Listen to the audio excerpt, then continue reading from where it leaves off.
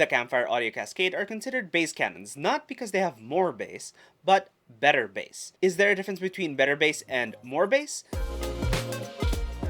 What did I mean the Cascades have not just more bass, but better bass? To explain this, bass has two general sections. There's bass and sub-bass. Sub-bass is the part of bass that you feel more than you actually hear. It's the sound of thumping, rumbling, and power. The bass, which is a frequency closer to the mids, is the part you actually hear. It's what you hear minus the thumping and rumbling. The bass adds the feeling of excitement and punch to the sound. What makes the Cascade's bass sound better than your typical bass-boosted headphones? It's the sheer amount of bass without stepping all over the mids and treble.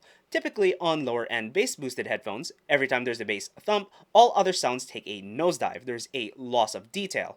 Vocals start to feel like they're shouting, but not quite reaching your ears. Treble turns dull and gets lost somewhere in the bass, effectively turning it into a mess every time the bass hits. The Cascades don't do this, but instead the bass simply stands out much more than the mids and treble without destroying them.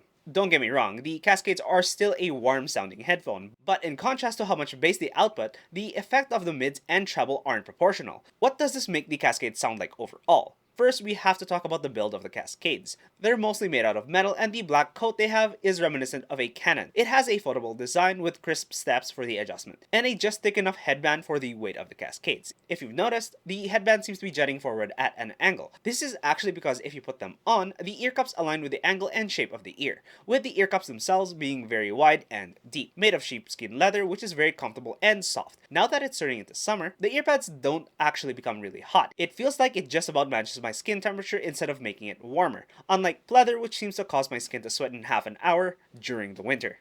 The build aside, what is the sound signature of the Cascades? As I mentioned earlier, there is a lot of bass. The bass is very forward and in your face. It's the most prominent part of the sound signature. Where you can hear the bass as much as you can feel it. When listening to Bloodstream by Neoni, there is a strong punchiness to the sound and a lot of presence. This, however, does bleed over into the mids, creating a warmer feel, without losing too much detail. There is a loss of detail, however it isn't actually detrimental.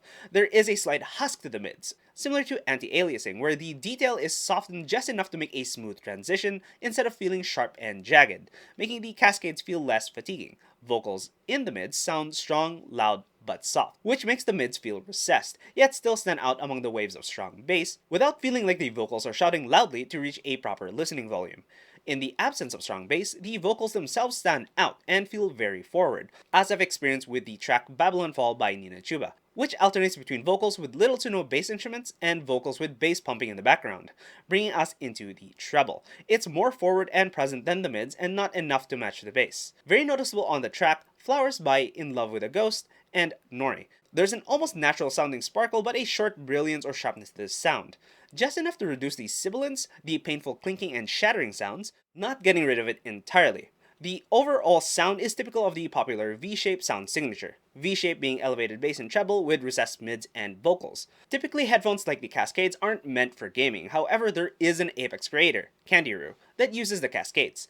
Does it only enhance gaming experience, or does it also give a competitive advantage? In games like Apex and Overwatch, there's a lot of abilities that can all go off at once, creating a chaotic soundscape. The Cascades have amazing separation, so if you know what you're listening for, you can definitely hear it, even if there's a lot going on. There is somewhat of a caveat to the Cascades when it comes to Battle Royale. There is almost no soundstage, how far and wide reaching a sound is. Not quite an issue, but it's definitely a point of contention because of how tight the soundstage bubble feels. Very in your head, the farthest being an inch or two away from the ears. I was able to hear everything everywhere all at once. In general, the smaller the enclosure, the tighter the soundstage. Okay, why is that given how big and cavernous the headphones look? That's because most of the size comes from the pads alone, making the driver enclosure itself small. And in battle royales like Apex, knowing how far a fight is can give you better information on how to deal with a situation.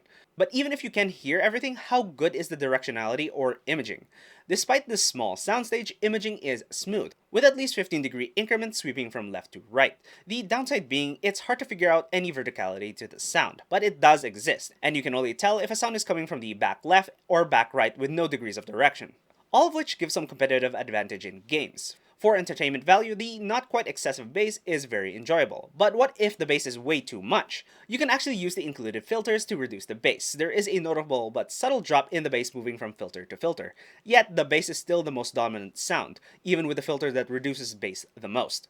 How does the Cascade's prominent bass do in a more work and productivity environment? I would not recommend using them for audio editing if you easily forget that the bass and treble are highly increased, which can cause bloat and unintentional sibilance. While the amazing sound isolation that helps in competitive games comes as a detriment here, because every instrument can stand out if you try to find it in the mix. And the small soundstage can make it hard to place instruments separately from the back and front of a mix. However, if you are a DJ in the middle of a stage with music blasting everywhere, the heavily boosted bass and treble can make it easier to keep track of the bass beat. There is an amazing amount of separation where you can isolate instruments quite easily, and the cascades like to be played loud, allowing you to overpower the background music without distorting, coming at the cost of increasing sibilance. But it also does bring up the mids and vocals. If you're in an office environment where there are a lot of video call meetings, you'll need a dedicated mic since the wire doesn't have a built-in mic. But because of the added husk to the mids I mentioned earlier, it isn't very fatiguing and softens the often grainy and grating sounds that a lot of laptop and headset mics have. If you're looking for the flatter, neutral sound signature of professional headphones, check out this video for more videos on tech and their ability in both productivity and gaming.